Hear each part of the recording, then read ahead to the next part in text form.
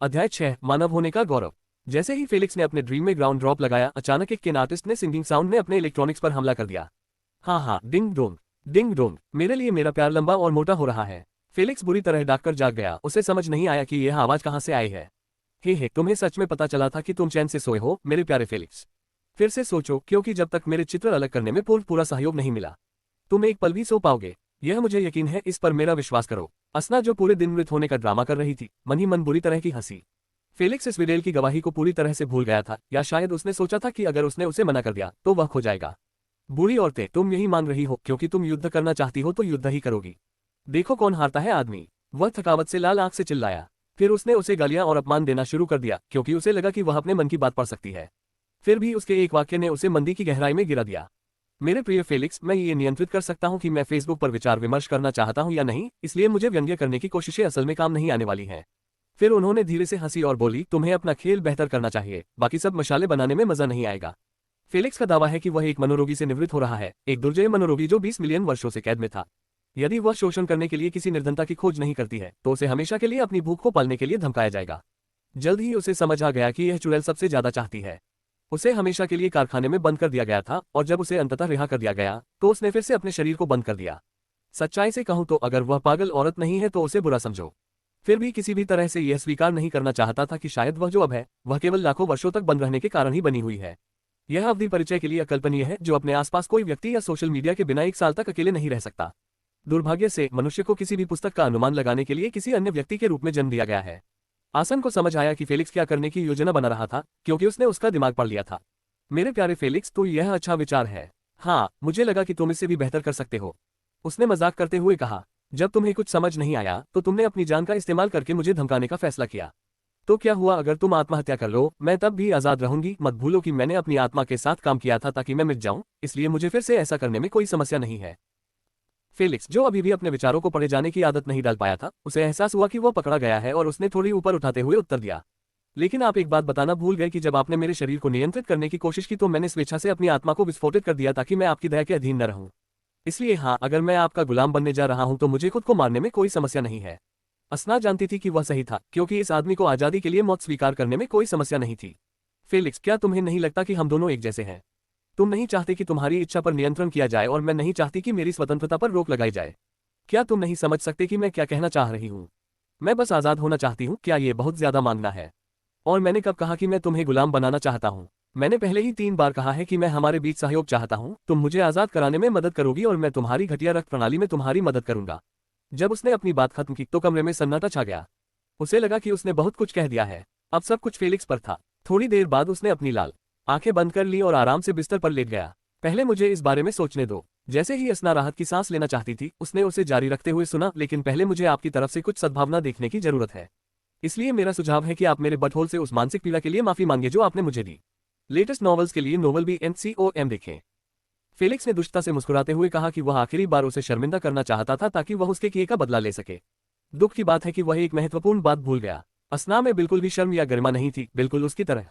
मुझे खेद है मिस्टर बटरहोल, मेरे कार्यों की जिम्मेदारी न लेने के लिए मैंने जो कुछ भी किया उसके बाद भागने की कभी योजना नहीं बनाई थी। ये सिर्फ परिस्थितियों ने मुझे आपको छोड़ने के लिए मजबूर किया है।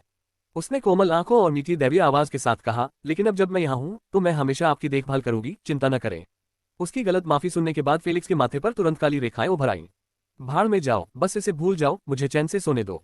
उसने अपनी आंखें बंद कर ली और उसके चेहरे पर एक अप्रिय भाव था। असना ने अपने मुंह को हाथ से ढकते हुए धीरे से हंसी। बेटा, तुम मुझे शर्मिंदा करने के लिए बहुत छोटे हो। ... अगली सुबह फेलिक्स की आंखों के नीचे काले घेरे थे। वह बाथरूम की ओर जाते हुए जम्हाई लेता हुआ नहाने लगा, क्योंकि पिछली रात वह इतना थका हुआ था कि नहाने नहीं जा सका। अपने आप को साफ करते हुए वह अपने और असना के बीच हुई बातचीत के बारे में सोचता रहा। उसने मेरी नस्ल की रक्त रेखा प्रणाली को घटिया क्यों कहा? क्या इसमें कुछ गड़बड़ है, या फिर ब्रह्मांड में उसकी नस्ल का दर्जा इतना ऊंचा है कि वह हमारी जैसी नस्लों को नीची निगाह से देखती है? इससे पहले कि वह इस विषय पर अधिक गहराई से बात करते, असना अचानक सामने आई और उनके सवालों का जवाब दिया। जब मैंने घटिया प्रणाली कहा तो मेरा मतलब सचमुच यही था। फिर उसने बिना किसी शर्म के कहा, जब हम पहली बार यहाँ आए थे तो मैंने आपके व्यक्तित्व और आपकी जाति के इतिहास को बेहतर ढंग से समझने के लिए आपकी यादें पढ़ ली थीं। उसने फेलिक्स के उसकी निजता में दखल देने का इंतजार नहीं किया और जल्दी से कहा, जो कुछ भी उपयोगी है उसे पढ़ने के बाद मुझे एहसास हुआ कि आप तथाकथित मानव जाति बिल्कुल भी विरासत या अद्वितीय विशेषता के साथ पैदा नहीं हुई है।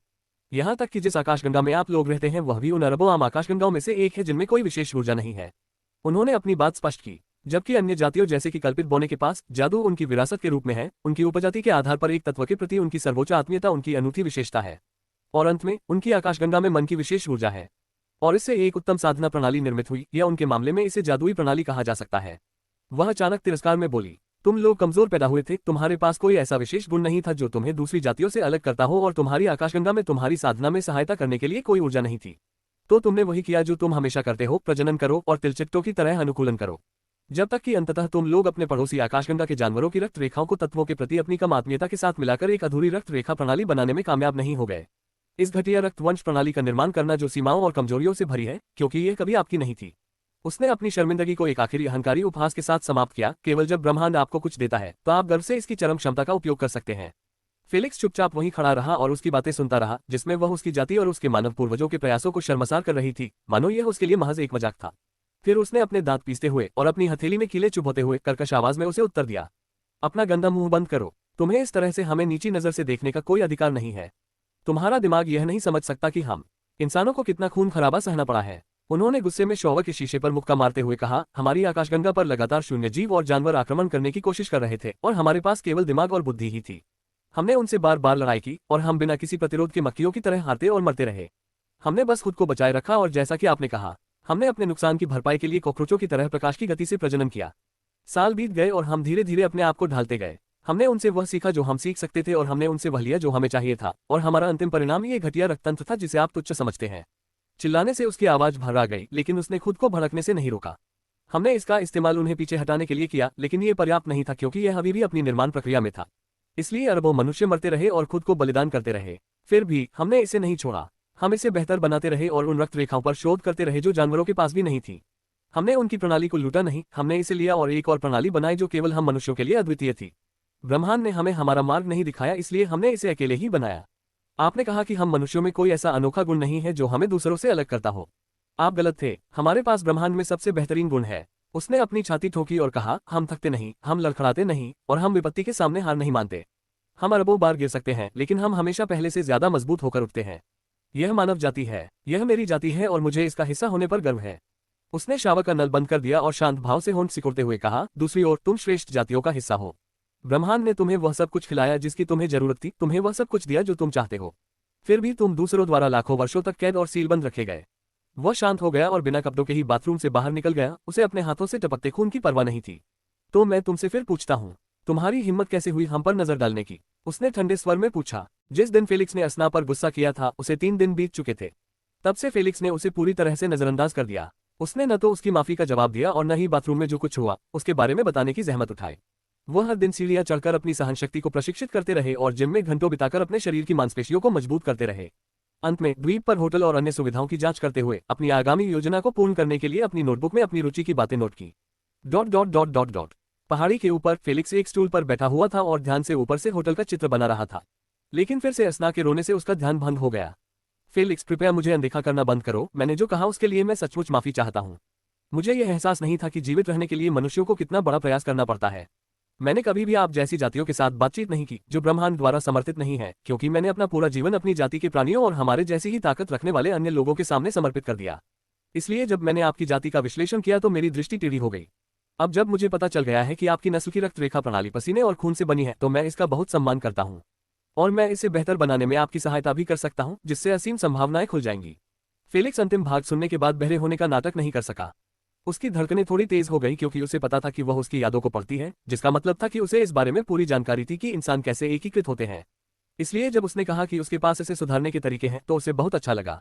आखिरकार आकाशगंगा में प्रत्येक मानव का सपना मूल क्षेत्र की रुकावटों को तोड़ना और उच्च क्षेत्र में कदम रखना था। अफसोस की बात है कि 6 लाख वर्ष से अधिक समय बीत चुका है और कोई भी आगे का रास्ता खोलने में कामयाब नहीं हो पाया। इससे भी बुरी बात यह थी कि पिछले कुछ सालों में मानव शक्ति धीरे धीरे कम होती जा रही थी। कुलों के निर्माण के बाद रक्तपथों के लिए शोध की भावना पूरी तरह से खत्म हो गई थी। ये समझने के लिए कि कबीले मानव के भविष्य को क्यों बर्बाद कर रहे थे, पहले ये समझना होगा कि रक्तवंश प्रणाली कैसे अस्तित्व में आए। आकाशगंगा के अन्य भागों में मनुष्य पृथ्वीवासियों की तरह ही कमजोर शरीर वाले पैदा हुए थे और उनमें अन्य जातियों की तरह विकसित करने के लिए कोई आंतरिक कोर, आत्मा या जादू नहीं था।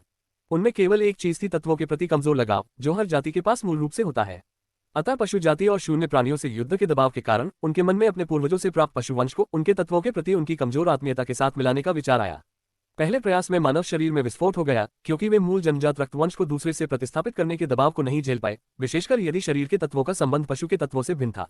इसलिए मनुष्यों ने चीजों को अलग तरीके से आजमाया। सबसे पहले उन्होंने एक ऐसा उपकरण बनाया जो तत्वों के प्रति उनकी आत्मीयता को स्कैन कर सकता था।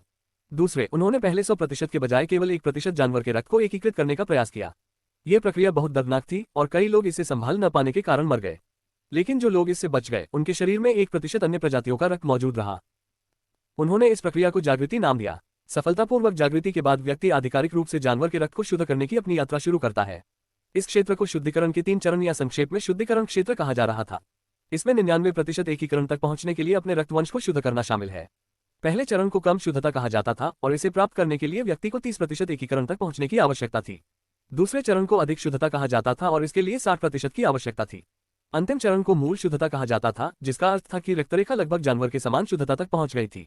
इसके लिए 99% तक एकीकरण की आवश्यकता थी, जो शुद्धिकरण चरण का चरम भी था। हर बार जब कोई व्यक्ति 15% एकीकरण तक पहुंचता था, तो उसे उस जानवर की निष्क्रिय क्षमता जैसे अग्नि प्रतिरोध, रात्रि दृष्टि, विष प्रतिरोध आदि प्राप्त करने का मौका मिलता था। कम शुद्धता जैसे प्रमुख चरणों तक पहुंचने पर, जो 30% था, वह उस जानवर की एक सक्रिय क्षमता प्राप्त करता है, जैसे कि चुपके, आग की सांस, हवा की गोलियां आदि। इसका मतलब यह था कि शुद्धिकरण चरण की अवधि के दौरान वह प्रजाति की 3 सक्रिय क्षमताएं और 3 निष्क्रिय क्षमताएं प्राप्त कर सकता था। मानव इस क्षेत्र में 10 लाख वर्षों से अधिक समय तक फंसा रहा, यह नहीं जानता था कि आगे कैसे सुधार किया जाए या अपने रक्तवंश के बंधनों से कैसे छुटकारा पाया जाए, जब तक मारियाना नामक एक प्रतिभाशाली महिला प्रकट नहीं हुई और उसने इस समस्या को सबसे सरल तरीके से हल नहीं कर दिया। उसने अपने वंश को बदलने के लिए एक उच्च स्तरीय जानवर के वंश का उपयोग किया, और चूंकि जानवर एक सख्त पदानुक्रम का पालन करते थे जो उनकी आत्मा में अंकित था, इसलिए वंश को केवल आज्ञाकारी रूप से ही बदला जा सकता था। लेकिन अगर उसने ऐसा ही किया तो पहले जानवर के साथ एकीकृत होने के उसके सारे प्रयास व्यर्थ हो जाएंगे, क्योंकि उसकी सारी क्षमताएं भी बदल जाएंगी। इस समस्या को हल करने के लिए उसने वह किया जो करने का साहस किसी में नहीं था, और वह था अपनी पसंद की एक योग्यता को मूल वंश के 1% में पहले जानवर से स्थायी रूप से प्राप्त करना। यदि वह असफल हो जाती तो वह सब नष्ट कर देती जो उसे दूसरों से अलग बनाता था, क्योंकि शेष बचा हुआ 1% ही मनुष्य के लिए सब कुछ होता है। चूंकि जिस क्षण कोई व्यक्ति किसी अन्य प्राणी के रक्तवंश को 100% एकीकृत करना चाहता है, वह उस जानवर की ही प्रतिकृति के अलावा और कुछ नहीं होता। सौभाग्य से मानव जाति की शक्ति में सुधार लाने की उनकी हिम्मत और चाहत को पुरस्कृत किया गया और प्रक्रिया सफल रही। इससे दूसरे क्षेत्र का सृजन हुआ, प्रतिस्थापन क्षेत्र। यह उन सभी में सबसे लंबा क्षेत्र भी था, क्योंकि इसमें प्रतिस्थापन के 6 चरण थे। प्रत्येक चरण में शुद्धिकरण क्षेत्र के समान सिद्धांत का पालन किया गया, केवल इस बार प्रत्येक चरण में एक अलग जानवर से एक अलग रक्तरेखा थी। प्रतिस्थापन के पहले चरण से शुरू करते हुए ब्लड लाइन को अपने द्वारा जागृत की गई पहली ब्लड लाइन को बदलने की आवश्यकता थी। इसके लिए उसे एक अन्य जानवर की ब्लड लाइन का उपयोग करना था जो उससे उच्च स्तरीय थी। इससे उनके बीच सुचारू परिवर्तन संभव हो सकेगा। चूंकि अगर वह एक जानवर को उसी स्तर के दूसरे जानवर से बदल देता है, तो शरीर के अंदर एक युद्ध छिड़ जाएगा, क्योंकि दोनों लगातार मेजबान के अंदर रहने के अधिकार के लिए एक दूसरे से आगे निकलने की कोशिश करेंगे। इससे आमतौर पर मालिक की मौत खून बहने से होती है। इसीलिए इससे बचने के लिए हमें जानवरों के पदानुक्रम का सम्मान करना चाहिए और केवल उसी वंश को दूसरे वंश से बदलना चाहिए जो उस पर अत्याचार कर सकता हो। वर्तमान में ज्ञात जानवर स्तर 1 से 7 स्तर तक थे। इसलिए प्रतिस्थापन के 6ठे चरण के शिखर तक पहुंचने के लिए ब्लड लाइन का एक आदर्श आधार होना आवश्यक है। उसे टियर 1 जानवर को टियर 7 से प्रतिस्थापित नहीं करना चाहिए, ताकि वह आगे बढ़ने के किसी भी तरीके के बिना हमेशा के लिए उस चरण में न फंस जाए, क्योंकि वर्तमान में कोई भी जानवर नहीं मिला है जो टियर 7 जानवर पर अत्याचार कर सके। एक पूर्ण ब्लड लाइन को टियर 1 जानवर के साथ जागृत होना चाहिए और टियर 1 से टियर 7 तक क्रमिक क्रम के साथ इसे प्रतिस्थापित करना शुरू करना चाहिए जब तक कि वह प्रतिस्थापन के 6वें चरण के शिखर तक नहीं पहुंच जाता। उस समय उसके पास अपने शस्त्रागार में कुल 6 अलग अलग क्षमताएं होंगी, जिनमें से प्रत्येक एक अद्वितीय जानवर से संबंधित होगी, जो उसके 1% में स्थायी रूप से अंकित होगी। साथ ही नवीनतम चरण 6 रक्तरेखा की 3 सक्रिय और 3 निष्क्रिय क्षमताएं भी होंगी। इस प्रकार एक ऐसे मानव का निर्माण हुआ जिसके पास कुल 9 योग्यताएं और 3 निष्क्रियताएं थीं, जिन्हें वह इच्छानुसार संयोजित करके तकनीकें बना सकता था। वह क्षण जब मानव प्रतिस्थापन चरण के शिखर पर पहुंच गया। उन्होंने जानवरों की जाति के खिलाफ ज्यादा लड़ाइयां जीतनी शुरू कर दी, जब उन्हें एहसास हुआ कि इंसानों को अब और तंग नहीं किया जा सकता और उन्हें भोजन के रूप में इस्तेमाल नहीं किया जा सकता, तो जानवरों को पीछे हटने पर मजबूर होना पड़ा। इसलिए जानवरों ने दूसरी जाति में जाने की कोशिश की, लेकिन क्या मनुष्य उन्हें ऐसा करने के लिए छोड़ देंगे? जीवन भर नहीं। स्थिति तब बदल गई जब मनुष्य ही शिकारी बन गए और उन्होंने पिछले वर्षों में प्राप्त अपमान के बावजूद पशु प्रजाति आकाशगंगा पर आक्रमण करना शुरू कर दिया। वे एक के बाद एक ग्रहों पर आक्रमण करते रहे तथा अनुसंधान के लिए अनोखे जानवरों की रक्त वंशावली को मारते और ले जाते रहे। ये युद्ध 1 लाख वर्षों से भी अधिक समय तक चला, और ये तभी समाप्त हुआ जब माइकल बाडोट नाम का एक व्यक्ति रिप्लेसमेंट दायरे के बाद अगले दायरे का निर्माण करने में कामयाब रहा, जिसे उसने द ओरिजिन दायर नाम दिया। उन्होंने रक्तरेखा प्रतिस्थापन की उसी विधि का उपयोग किया, लेकिन इस बार उन्होंने अपने 1% का उपयोग किया, जिसमें 6 योग्यताएं थीं, ताकि टियर 7 रक्तरेखा के 99% को दबाया जा सके। उन्होंने महसूस किया कि मनुष्य की मूल रक्त रेखा कमजोर थी, इसलिए उन्होंने दूसरों से सीखा था और उनके रास्ते अपनाए थे। लेकिन जैसे ही मनुष्य की रक्त रेखा में टियर 7 जानवर के बराबर क्षमताएं थीं, उसे अब उनके रास्ते पर चलने का कोई कारण नजर नहीं आया। क्योंकि अब समय आ गया था कि मनुष्य अपने मूल स्थान पर वापस जाए, पहले से कहीं ज्यादा मजबूत होकर। और इसलिए उसने केवल 1% का उपयोग करके T7 वंश के 99% लोगों को निगलने की कोशिश की। ये कार्य केवल पागल ही करने का प्रयास करेंगे, क्योंकि यदि वे इसमें असफल हो गए तो केवल मृत्यु ही उनका इंतजार करेगी। आखिरकार प्रतिस्थापन क्षेत्र के शिखर पर होने का मतलब था कि मानव जाति में उनका वैधाधिकार था। तो फिर कौन अपनी सही समझ से ये सब त्याग कर देगा, सिर्फ एक ऐसी आशंका के लिए जो निश्चित मृत्यु की ओर ले जा सकती है। लेकिन बारोट को सत्ता या अपनी सुरक्षा की परवाह नहीं थी। उसके दिमाग में सिर्फ यही बात थी कि अपने और आने वाली पीढ़ियों के लिए आगे का रास्ता कैसे खोला जाए। एक बार फिर जो लोग मृत्यु से नहीं डरते उन्हें ही वह मिलता है जो वे चाहते हैं। 3 दिन बाद वह अपनी लड़ाई से विजयी होकर बाहर आया। आज भी इतिहासकार ये दावा करते हैं कि लोगों ने उनकी जीत पर ब्रह्मांड की तालियां सुनी, क्योंकि वह उसकी व्यवस्था को चुनौती देने में सफल रहे थे। मनुष्य जन्म से ही शक्तिहीन थे और उन्हें सहारा देने के लिए कुछ भी नहीं था। फिर भी अब एक नई उपमानव जाति का जन्म हुआ। M0 पे एल्बन को से अपडेट किया गया। एक मानव की उसके वंशजों को उसकी रक्तवंश की क्षमताएं और ताकत विरासत में मिलेगी और उन वंशजों के लिए उनके पैतृक मूल रक्तवंश की शुद्धता के आधार पर जन्म से ही मार्ग प्रशस्त हो जाएगा। बारोट ने अपनी अमानवीय जाति का नाम सफेद पंख वाले मानव रखा, जो कि उस नवीनतम वंश के प्रति सम्मान प्रदर्शित करता है जिसे उन्होंने ग्रहण किया था। तब से मानव जाति ने जानवर जाति के खिलाफ अपना युद्ध बंद कर दिया, क्योंकि मूल क्षेत्र ब्लडलाइन को T8 जानवर का दर्जा प्राप्त था। इसलिए उन्होंने उन्हें जीवित रखा, उन्हें भेड़ों की तरह चराया। इसके बाद मनुष्यों की रक्त प्रणाली में सुधार पूरी तरह रुक गया, क्योंकि उन्होंने पहले ही उस जाति पर विजय प्राप्त कर ली थी जिसने उन्हें पहले से ही दबाव में रखा था। वे 6 लाख वर्षों से अब तक मूल क्षेत्र में ही अटके हुए थे। ... लेखक का नोट, फेलिक्स उस समय नहीं रहता था जब जानवरों का आक्रमण हो रहा था। मैं उसकी यादों का उपयोग करके पूरी आकाशगंगा में मानव जाति के इतिहास को फिर से बता रहा था। जो कुछ हुआ उसके बारे में जानकारी UVR में सभी को सार्वजनिक थी।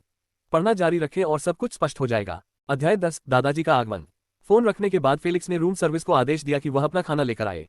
वह एक पैर के दूसरे पैर के ऊपर झुकते हुए सोच रही थी, अब दादाजी कल आ रहे हैं। जब तक संक्रमण समाप्त नहीं हुआ मैं उन्हें 10 दिन से अधिक समय तक द्वीप पर कैसे रोक कर रखूंगा।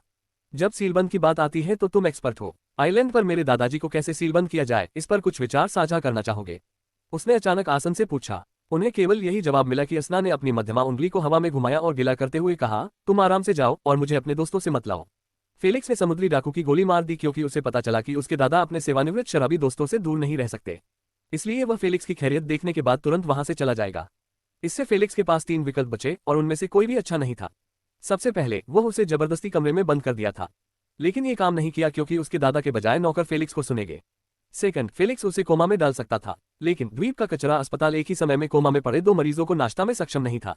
आखिरकार क्लेड पहले से ही वहां था। यह तो बताया गया कि नहीं कि जब उसके दादा जगेंगे तो उसने खुद को नहीं समझाया। अंतिम विकल्प और सबसे महत्वपूर्ण विकल्प यह था कि फेलिक्स बुरा आदमी बन जाए और अपने दादा के बिना शर्त प्यार का इस्तेमाल उनके करे के खिलाफ करे। मैं दिखावा करता हूं कि द्वीप पर अकेलेपन के कारण मुझे अवसाद है और मुझे परिवार की बर्बादी है, या मैं खुद को नुकसान पहुंचाऊंगा। अगर दादाजी ने ये देखा तो वे तब तक बचे रहेंगे जब तक वे निश्चित नहीं कर लेंगे कि मैं ठीक हूं। यह एक बहुत ही अनोखी योजना है, लेकिन उसे मृत्यु से बचने के लिए भी कुछ करना है। ... 10 मिनट बाद फेलिक्स ने खाना खाया और पायजामा पहना। फिर उसने खुद को गले से लगा लिया और गहरी नींद में सो गया। दुख की बात है कि यह बॉस था, क्योंकि असना ने अपनी बात रखी और पहले की तरह आवाज में कहा, याया डिंग डोन, मेरे लिए मेरा प्यार व्यापक और लंबा हो रहा है। फेलिक्स दहाड़ते हुए उठे, बस तुम सोच रहे हो कल मेरा दिन बहुत मुश्किल है। मुझे अपनी सर्वश्रेष्ठ स्थिति में रहना है, नहीं तो मेरे दादाजी यह समझेंगे कि मैं फिर से जन्म ले रहा हूँ। मुझे इसकी परवाह क्या है? तुम आज भी मेरा अपमान कर रहे हो और मुझे सलाह दे रहे हो। तुम जो बोगे वही काटोगे, उसने कहा। फेलिक्स ने कहा, ठीक है मुझे माफ कर दो, अब मैं शांति से कैसे सो सकता हूँ? चूंकि तुम ईमानदार हो इसलिए आगे बढ़ो, मैं चिंता नहीं करूंगा। इससे फेलिक्स शांत को आश्चर्य हुआ और उसने अपनी आवाज फिर से बंद कर ली। ... सुबह 10:30 बजे 9 दिन पहले ग्रेट अनारकली। फेलिक्स ने टीवी चालू किया और जापानी मेन्यू में प्रवेश किया। इसके बाद उन्होंने एलियन इन्वेजन के बारे में हर फिल्म पर क्लिक किया, स्वतंत्रता दिवस जैसी क्लासिक फिल्म से लेकर 2024 में आने वाली नई फिल्में तक।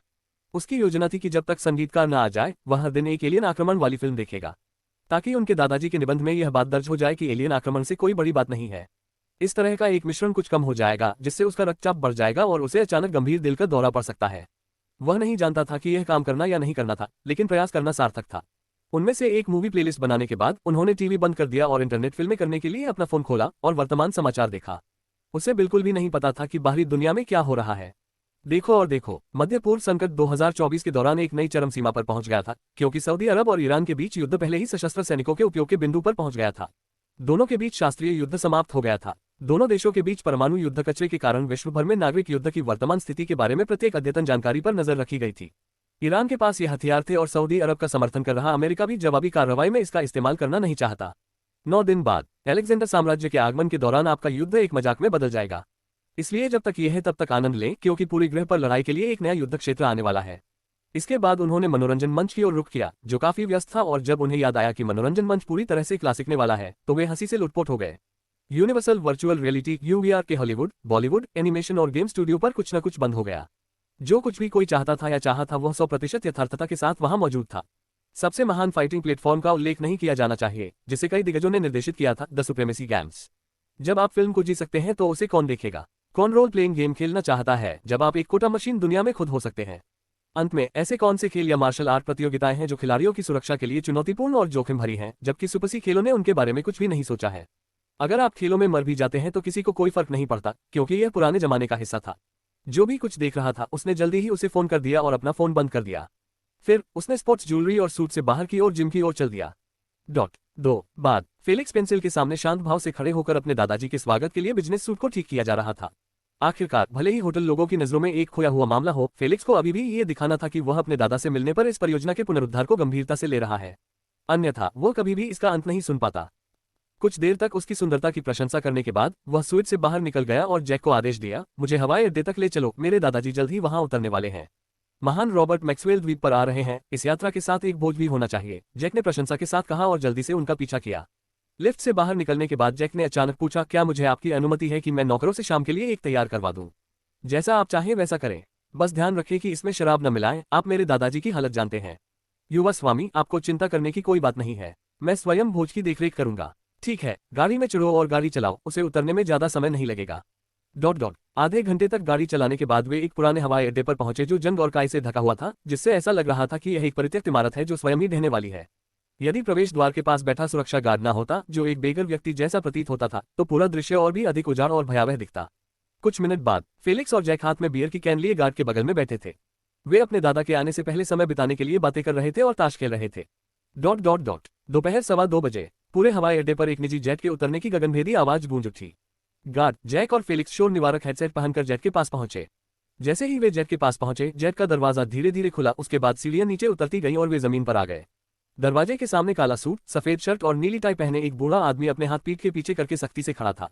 हर बार जब सूरज की रोशनी उसके पास से गुजरती तो उसका गंजा सिर चमक उठता। उसकी आंखें गंभीर थीं, जो बताती थीं कि वह यहाँ गंभीर काम के लिए आया था।